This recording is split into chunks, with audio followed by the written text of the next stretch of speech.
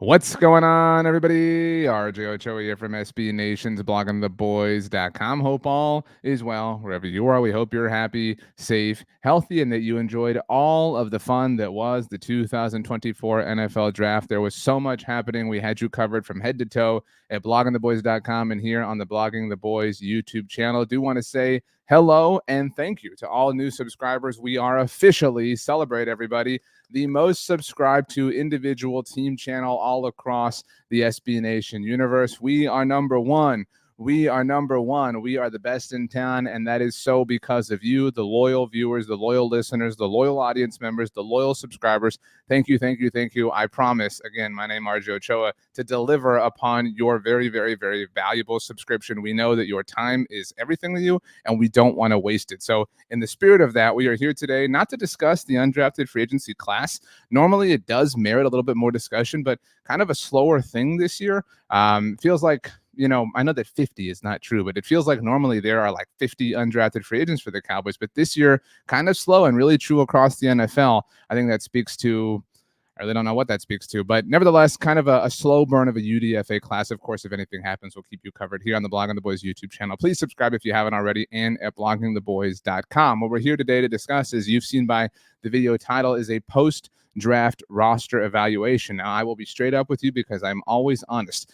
We were going to record this. I was going to record this. I actually planned to record this on Sunday evening, but I didn't get to it. And then I was going to record it Monday morning, but then word broke that Zeke Elliott, of course, was returning to the Dallas Cowboys. So I did a video on that. You can go check that out here in your feed, here in our channel.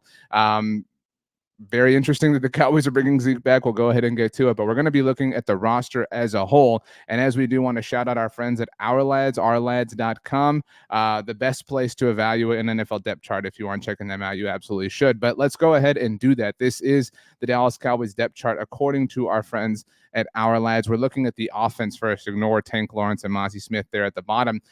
If it isn't obvious, the names in yellow or gold are rookies. And if you just look at Tyler Guyton here, the way you read this thing is 24-1 means taken in 2024.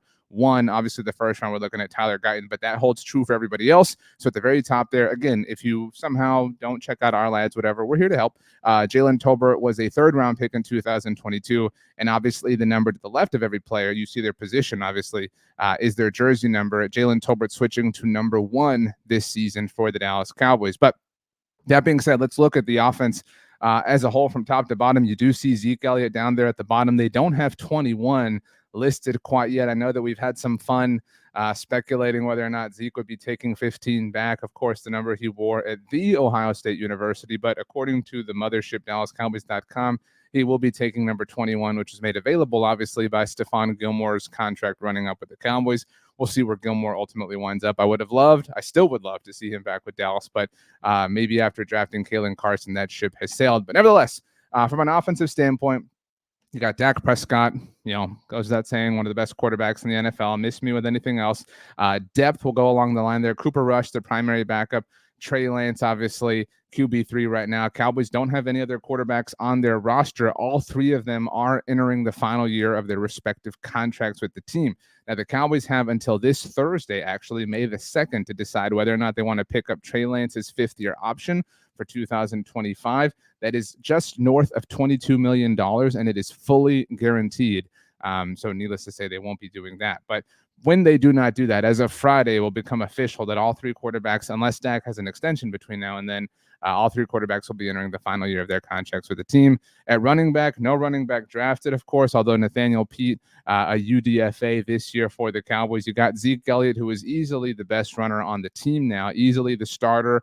I don't want to quibble with this. I noted in the video that I did here on the channel about the Zeke news specifically that I don't think this is the best idea. I'm not passionately against it. I'm okay with the idea in a vacuum. What I'm really bothered with is the process of how we got here, and that has nothing to do with Zeke. I would have loved to have seen the Cowboys understand the way we talked about that the draft was going to be shy at the running back position. And therefore, I would have loved to have seen Dallas get ahead of that and be active, be proactive in free agency, the way Tennessee was in signing Tony Pollard, the way Philadelphia was in signing Saquon Barkley, the way the New York Giants were in signing Devin Singletary, the Washington Commanders and Austin Eckler. We could go on and on and on and on and on. And you may be saying that you would rather pay Zeke what the Cowboys are paying him, the 1 year deal worth up to $3 million with $2 million guaranteed, than pay anybody else what they got from their respective teams. I understand that. I hear that argument. Again, I don't have a problem with Zeke in the running back room in a really, really, really big sense, but I would have loved to have seen it be treated as a potential strength of the team. But you obviously have to pay for that to be the case. Obviously, would have loved to see the Cowboys spend a third-round pick or something like that. Their last third-round pick, of course, number 87 overall, but they didn't. Water under the bridge. So let's examine the position. I feel very good about the quarterback spot for the Cowboys because I'm a Dak Prescott believer. I understand that some of you are wrong. Just kidding. I love you all, but I understand that some of you are ready to see something else. But for now, obviously, we all understand that Dak is QB1.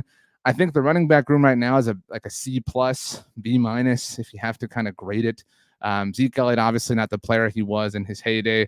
Rico Dowdle, I think we think nicely of. We think, you know, there's some potential there. Deuce Vaughn obviously has some potential as well. Royce Freeman, a new obviously player on the Cowboys, the second external free agent who they signed this year. The first, of course, Eric Kendricks. The third, of course, the aforementioned Zeke. We've got Snoop Connor. We got Malik Davis still in tow, and then Nathaniel Pete as mentioned. This is not a strength of the team. Okay. And yes, they did improve the offensive line. We're about to get there, but this is a group that is going to depend on a lot of other circumstances around them. And it seems the Cowboys feel confident that they can get everything to a place where it will work out. But we will see. Right now, probably the least strong, I don't want to say the weakest, but the least strong element of the offense overall.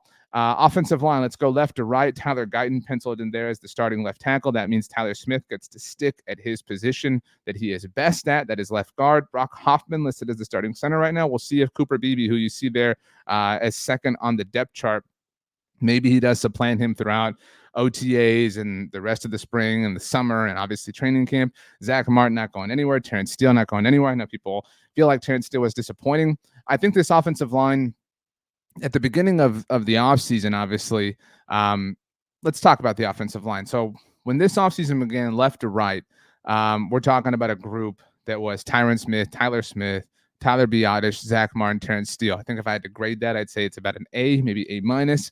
Now, once Tyron and Tyler left, all of a sudden it's really kind of an incomplete because you don't know what those answers are going to be.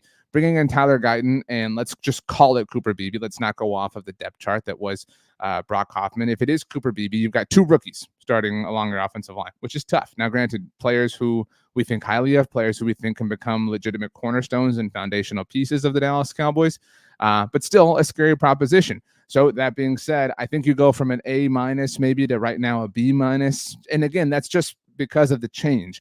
And we have to see, we have to give them time. Again, we trust the Cowboys. If we trust them anywhere, it's with the development of a first-round talent offensive lineman like Tyler Guyton. And so Tyler Smith obviously played well at left tackle his rookie year, and that isn't even the position that he's most comfortable at, as we learned obviously throughout the course of his sophomore season. So I'd say B minus right now, but probably very likely to improve extremely quickly. And I think that I speak for all of us in saying it is probably more likely than not that Cooper Beebe beats out Brock Hoffman for the starting center position. But again, that seems way less of a secure thing than saying that Tyler Guyton is the starting left tackle for this team. As far as your primary swing tackle is concerned, it does seem like a three-man competition between Matt Waletzko, Chuma Edoga, and Nathan Thomas, the seventh-round rookie. I mean, you know, I don't, you know, it's my dog barking in the background. I don't have a passionate take on this. I would love, you know, you would love to have more depth and more depth and more depth, but I think that's okay. That's quality depth. I trust Chuma Edoga more than I do Matt Waletzko right now. And that's really just because we haven't really seen a ton of Matt Waletzko. And so that's where training camp and everything leading up to it are going to be extremely important. This is one of the more important roster positions, the swing tackle spot, roster battles, if you want to call it that is going to take place, obviously, before the regular season begins. Wide receiver up there at the very top. This is pretty obvious, pretty chalk. CeeDee Lamb, Brandon Cooks, your primary two receivers. Obviously, CeeDee Lamb's one of the best receivers in the NFL. Jalen Tolbert is in line to have a lot of opportunities this year, and I don't feel great about that. If, in fact, I don't feel strongly about the running back group as a whole, but I definitely have questions about the wide receiver 3 spot, and I've got Jalen Tolbert, like everybody else, just penciled into that spot. Would I have loved to have seen the Cowboys go out and get somebody in free agency? Maybe. In fact, I'm recording this video on Tuesday, April the 30th, the day that the Jacksonville Jaguars released Zay Jones. There's a lot of chatter on the internet about how a healthy Zay Jones could help out the Cowboys. That's still an area I think for improvement. And I would love to see Jalen Tolbert answer that question, but it's year 3 now, and we don't necessarily trust him, right? And again, that's not a huge indictment against Jalen Tolbert. He definitely improved from year 1 to year 2, but it's hard to trust him with a serious offensive role right now in a year that is so important, and in a year where the Cowboys are going to have to rely on him. I mean, this is a team that plays out of 11 personnel a lot, and therefore is going to be required to lean on the likes of Jalen Tolbert a lot. The Cowboys obviously let Michael Gallup walk in free agency. He's now a member of the Las Vegas Raiders, and that was the correct decision. But there isn't a lot of competition behind Jalen Tolbert to challenge him for that third wide receiver spot. Kevontae Turpin, obviously more of a specialist. Jalen Moreno-Cropper obviously was a favorite, last summer. Jalen Brooks, a 7th-round draft pick last year. Ryan Flournoy, one of the newer members of the Cowboys, obviously. I'm very interested to see what he can offer. I don't know that he can right away go from 6th-round rookie to wide receiver 3 on the team. But you never know, and that is worth mentioning out loud at least. But that is definitely one area for improvement that I see on this roster as things currently stand now that we are on the other side of the NFL draft. Hunter Lipke at fullback, I don't have really anything stout to offer. He's great. I'm good with this. That's the deepest level of analysis that I can offer. And at tight end, this is going to be the Jake Ferguson show, although I do think that Luke Schoonmaker might get some opportunities just because of his draft status and being a 2nd-round draft pick a year ago. I think he probably has the inside track to at least receive more opportunities than Peyton Hendershot in that sense. It is worth mentioning the name John Stevens Jr., who we were all excited about throughout training camp and the preseason last year. He's a name I think to definitely watch. I don't want to say a dark horse, but somebody who could make the roster in earnest this year, at least make the final 53-man roster at the end of the preseason. So concerns on the offense, the running back group as a whole. Again, we would have loved to have seen more resources devoted there. But if the place that you're devoting the least amount of resources is the running back position in today's NFL, the modern NFL, then you're coming out okay. I would still love to see improvement at wide receiver 3, but for the most part, everything else is pretty solid. And I think what we can bank on is the offense maintaining some level of consistency. What we need to hope on now is, or hope for, I should say, is the defense obviously living up to the challenge of life without Dan Quinn, and what's going to come for them by way of battle of attrition and regression to the mean, because they've been able to generate a lot of turnovers and have a lot of sacks over the course of the last few years. And regression to the mean is a very real thing on the defensive side of the ball that they've been the exception for a very long time. Let's take a look at the defense here. You see here DeMarcus Lawrence, obviously one of the more underrated players in the NFL. Mozzie Smith penciled in as the starter alongside Osa Odigizua. Micah Parsons, your other pass rusher. Damone Clark and Eric Kendricks are the linebackers of note, at least to start the season. And then at corner, finally, Trayvon Diggs, seeing his name there. It's been a very long minute. Super excited about that. On the other side, Deron Bland at safety.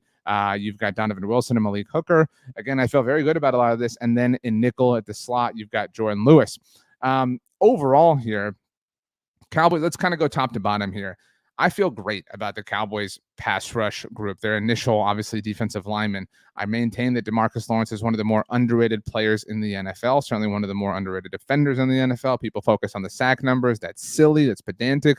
I trust DeMarcus Lawrence to maintain his high level of consistency and provide a high floor, certainly at least in defending against the run. And that's where somebody like Marshawn Nealon, who you see there, obviously the Cowboys' 2nd-round draft pick this year, is going to come in and really help fortify things. This is a team that's been gashed a lot on the ground. DeMarcus Lawrence certainly guilty at times, but he can't do it all by himself.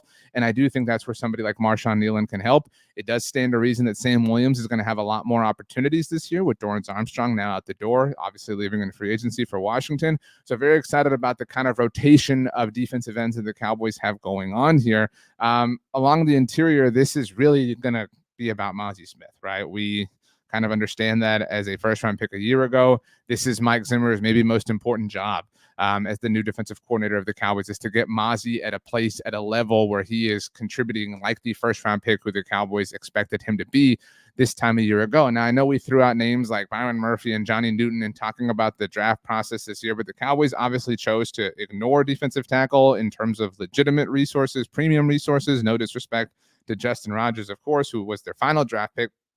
But this is going to come down to Mozzie, to Osa Digizua, and then whatever rotation the Cowboys obviously bring along the middle. And we'll see. I mean, we still have yet to learn a little bit about exactly how Mike Zimmer wants to rotate guys in. We've seen Micah Parsons at times, obviously, throughout his career, DeMarcus Lawrence rotating in. But this is Mozzie Smith's show, and I don't feel great about that. But the Cowboys are kind of forced to depend on him because of the draft capital that was spent on him last year. Micah Parsons, we already touched on, but I mean, we're good. If you have problems with Micah Parsons as a football player, then I really don't know what to tell you. I don't know how you can't be concerned about the linebacker spot. Now, Eric Kendricks was the team's first external free agent signing, of course, originally agreeing to terms with the San Francisco 49ers. Damone Clark, I think, played well last year, but probably had too much expectation on him. Now, so much of this remains to be seen.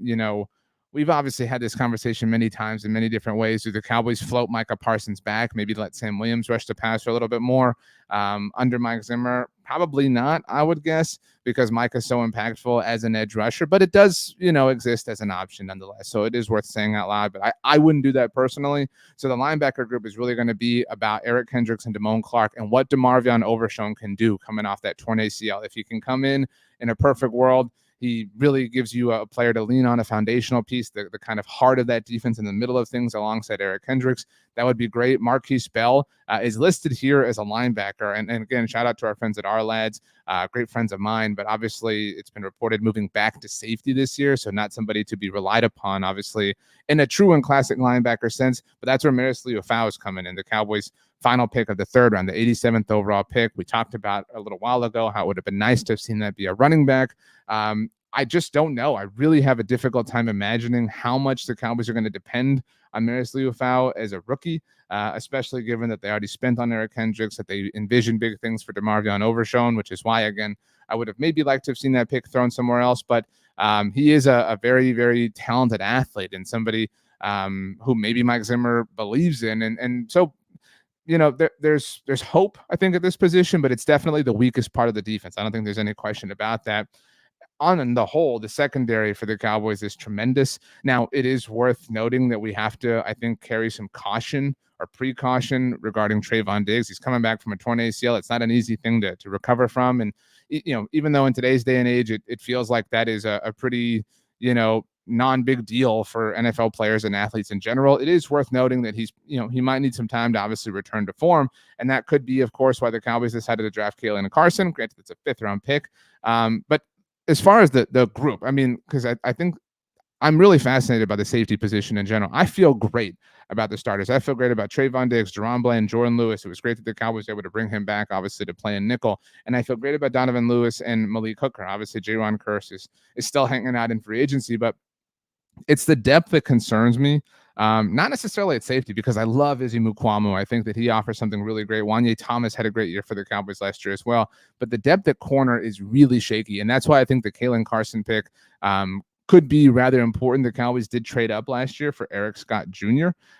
He has not necessarily impressed yet so far in his NFL career. Nahshon Wright, a 3rd-round pick now 3 years ago, obviously hasn't impressed at any point. Like there's room there for Kalen Carson if he has a great rookie minicamp, OTAs, great training camp, great preseason. Like there is definitely a world where Kalen Carson is seeing legitimate time in his rookie season, especially being coached by somebody as great as Al Harris. So you see CJ Goodwin there, of course. He's listed as a corner, but he's more of a specialist for the team. But I feel great about the top of the secondary, and I feel okay. I feel solid about the depth at safety, but the depth at corner, even if Kalen Carson does develop into something legitimate, you're talking about there's only 4 corners on this team that we really trust. Do you really trust Eric Scott Jr.? Do you really trust Nahshon Wright?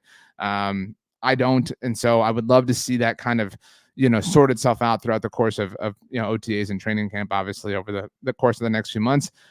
Since we're here, let's go ahead and just get to special teams already, and then we'll kind of wrap this up. Not a lot to say, except for Brian Anger rules, Brandon Aubrey rules, Trent Sieg rules, and Kevontae Turpin rules. It's going to be very interesting to see how the Cowboys handle return duties this year, what with the new NFL kickoffs and how that's a different thing that they'll have to approach in a different way. I had tweeted about this and mentioned it in an article that I wrote about, but Ryan Flournoy, the Cowboys' 6th-round draft pick out of Southeast Missouri State, a really, really, really talented athlete and somebody who is very fast, and we've talked a lot about his abilities when we did the video here right after the draft pick. And I know I mentioned this there too. So if you watch that, I love you. Thank you so much for watching all of our stuff. But he's great with the ball in his hands, great with yards after the catch. You do wonder, it makes me wonder at least, could he be somebody who could be a weapon in the new world of kickoffs and the new format? Obviously, we still have a long way to go and a lot to learn and figure out because this is a new thing. But I do think he's a name to watch, at least in that respect. So as we kind of tie a bow on things, because we knew, a week ago that going into the draft, it was the most important few days of the offseason for this team, especially given their inactivity in free agency.